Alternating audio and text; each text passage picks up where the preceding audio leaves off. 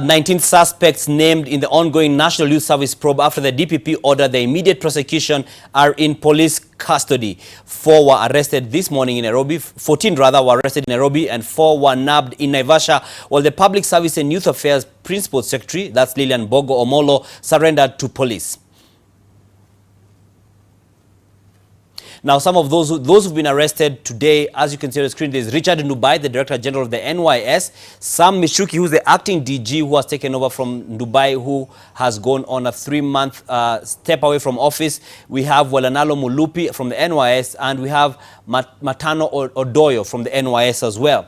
Also arrested are Kezia Mwangi from the NYS, Nduba Galgalo, Isaiah Chapia, who are all from the NYS, as well as James Soitan Deritu, who is a businessman. He's the first of a number of business persons who've been arrested, and these others include Yvonne Wanjiko, who is also a business person. We have Sami Mbogwa Mwangi, a business person, Timothy Kiplangat Rotich, and David Kirui. They have all been arrested, and this is in addition to PS Lillian Omollo, who has surrendered herself to the DCI after she had been in her house in the morning. They were waiting to arrest her, but she had been locked up in her house, but eventually surrendered herself in the company of her lawyers.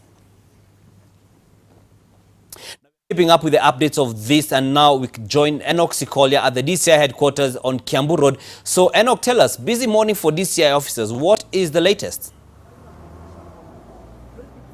Dan, indeed, it's an expectant afternoon here. The DCI members of the 4th Estate just camping here to get a glimpse of, or to have a look at members or the suspects who will be brought in at the DCI. As I speak to you, we have information that Anwambere Wanjiku, who was arrested in Naivasha, is on her way here at the DCI. Remember, she was arrested in Naivasha at around 8 in the morning. She's part of a family. In her family, 4 people arrested. Remember, Anwambere is suspected or is one of the suspects after she was given close to 60 million shillings for supplying totally nothing.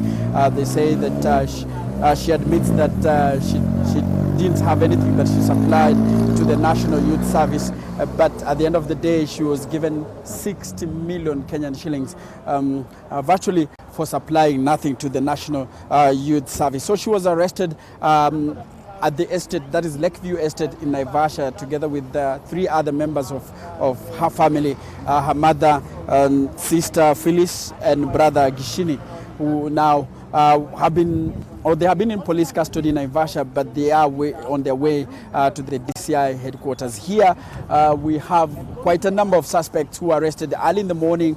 I can confirm to you that we saw the NYS Director General, that is Richard Ndubai, who was brought in here by detectives earlier in the day. That was around 11 in the morning. And so he's inside here together with others, including Permanent Secretary Lillian Omollo, who is the Permanent Secretary in charge of the Youth Affairs in the Ministry of Public Service, Gender and Youth Affairs. So she's also here, just quite a number. Remember, today in a soup by detectives, 19 suspects in the NYS scandal were arrested today.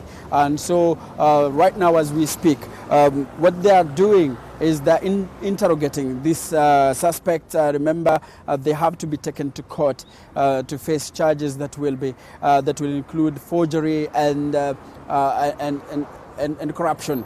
So it's an issue that many Kenyans are following up, and here we are following up. But what I can tell you early in the day is that we've been speaking to the DPP, and he's adamant that this will not be a case unusual. It won't be business as usual when handling these cases. He maintains that this is not just drama as it has been. Remember the 721 million shillings that were lost at the NYS before the 2015, the time Anwar Guru was the minister or the cabinet secretary in charge of the Ministry of Devolution, under which NYS was like docile. So it's an issue that is being looked at closely by detectives and by prosecutors led by the Director of Public Prosecutions, and they maintain that in this case people will face charges and probably there will be successful prosecution.